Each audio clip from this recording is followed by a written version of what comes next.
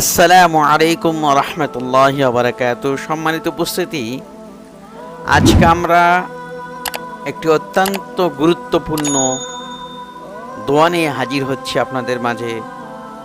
যে দোয়া ও ইস্তেগফারের মাধ্যমে আপনি আপনার জীবনের সমস্ত গুনাহ মাফ পেয়ে যেতে পারেন। তাই বলা হচ্ছে, যদি কোনো ব্যক্তি আন্তরিক বিশ্বাসের সাথে কেউ যদি প্রতিদিন সকালে ফজরের পরে ও সন্ধ্যায় আসর বা মাগরিবের পরে এই দোয়াটি পড়ে অথবা সে ওই দিন মারা যায়, তাহলে ইনশাআল্লাহ সে জান্নাতে পাবে। এই গ্যারান্টি দিয়ে গেছেন স্বয়ং রাসূলুল্লাহ সাল্লাল্লাহু আলাইহি সাল্লাম। এটি আমার কথা নয়, এটি রাসূলুল্লাহ সাল্লাল্লাহু আলাইহি সাল্লাম তার প্রিয় সাহাবীদেরকে এই গ্যারান্টি দিয়ে গেছেন এবং তাদেরকে শিখিয়ে দিয়ে গেছেন যে তোমরা সাইয়্যিদুল ইস্তেগফার যে দোয়াটি রয়েছে সেটি তোমরা আমল করবে বেশি বেশি, তাহলে তোমাদের জীবনের সমস্ত গুনাহ মাফ হয়ে যাবে। তোমাদের মনের বাসনা, মনের চাওয়া পাওয়া এবং গুনাহ ক্ষমা চাওয়ার জন্য যে আমল রয়েছে তার মধ্যে ঠিক বিশেষ আমল। অতএব তোমরা এই আমলটি করলেই তোমরা গুনাহ পাবে। তো দোয়াটি এখন আমি আপনাদের মাঝে উপস্থাপন করতে যাচ্ছি।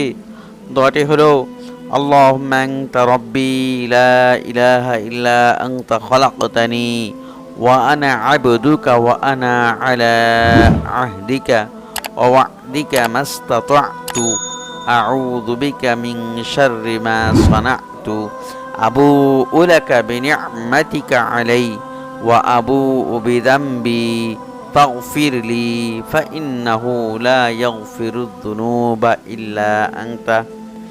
তো আমি আপনাদের সহজ করার জন্য দোয়াটি আমি আবারও বলে দিচ্ছি। আল্লাহুম্মা আনতা রাব্বি লা ইলাহা ইল্লা আনতা খালাকতানি ওয়া আনা আবদুকা ওয়া আনা আলা আহদিকা ওয়া ওয়া'দিকা মাস্তাতা'তু আউযু বিকা মিন শাররি মা সানা'তু আবু'ু লাকা বিনি'মাতিকা আলাইয়া ওয়া আবু'ু বিযামবি ফাগফিরলি ফাইন্নাহু লা ইয়াগফিরুদ যুনুবা ইল্লা আনতা। তো দোয়াটি এ পর্যন্তই। তো যারা আরবি দিয়ে পড়তে পারবেন না তাদের সহজের জন্য আমি বাংলা উচ্চারণ এর নিচে দিয়ে দেবো ইনশাআল্লাহ। তো এখন এর অর্থ বলবো। এর অর্থ হচ্ছে, ইয়া আল্লাহ, তুমি আমার প্রতিপালক, তুমি ছাড়া আর কোনো উপাস্য নেই। তুমি আমাকে সৃষ্টি করেছো আর আমি তোমার বান্দা। আমি আমার সাধ্য অনুযায়ী তোমার সাথে যে ওয়াদা করেছি তা পূরণ করার চেষ্টায় রত আছি। আমি আমার কর্মের অনিষ্ট থেকে পানাহ চাই।